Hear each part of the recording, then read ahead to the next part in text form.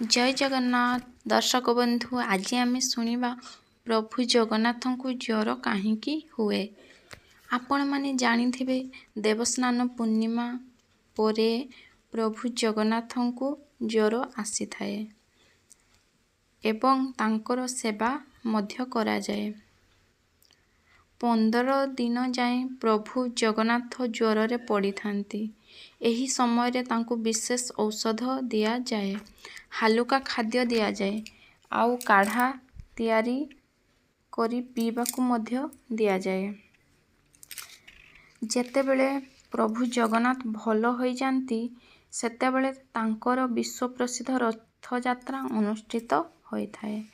तेबे आपण माने भाबुथिबे प्रभु जगन्नाथ को पुणी देह खराब हुए, ताहा पुणी 15 दिन जाए। एहा पछरे गोटिए सुंदर कहानी अछि, चलंतु एही कहानीटी को सुनिबा।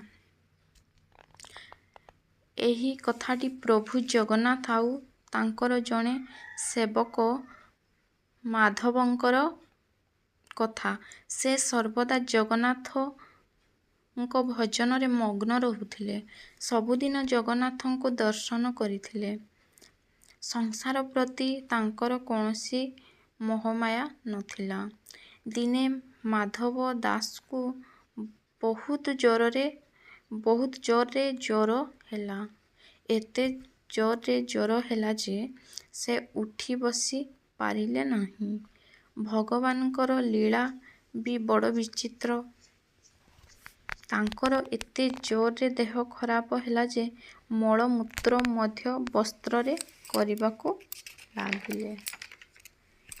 प्रभु जगन्नाथ निज भक्तर एपरी अवस्था देखि पारिले नहीं। निजे भक्तर सेवा करिबा पाई चली आसिले। भगवान भक्तंकर बहुत आदर पूर्वक सेवा करुथांती। किछि दिन गला परे माधव दास भल हेबाकू लागिले।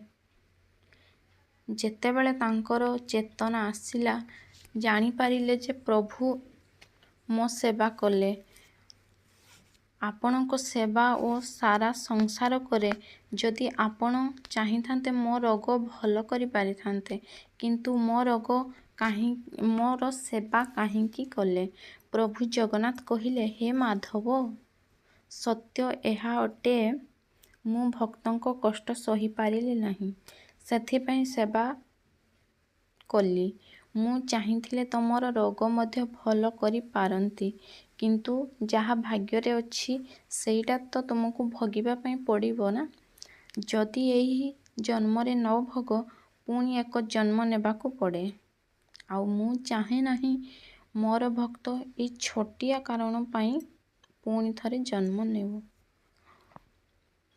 एथिपई मु तुमर सेवा करिबा पई चली आसिली। दर्शक बंधु, लोक माने कुहंती भक्त ओ भगवान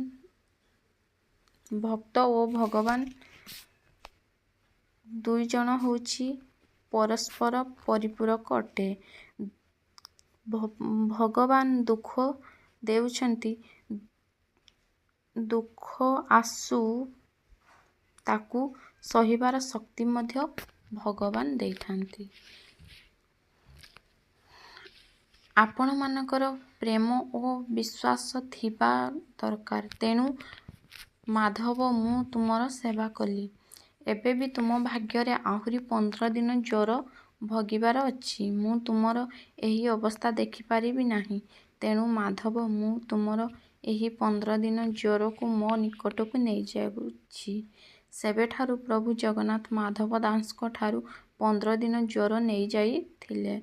कुहा जाए प्रभु जगन्नाथ को 15 दिन धरी तांकु ज्वर रे पड़ी थांती। प्लीज जदि ए भिडियोटी आपण मानकु भल लागि थाए, प्लीज लाइक, शेयर, सब्सक्राइब और कमेंट कर दियंतु प्लीज। पुणी आउ गोटे नुआ वीडियो आसीबो।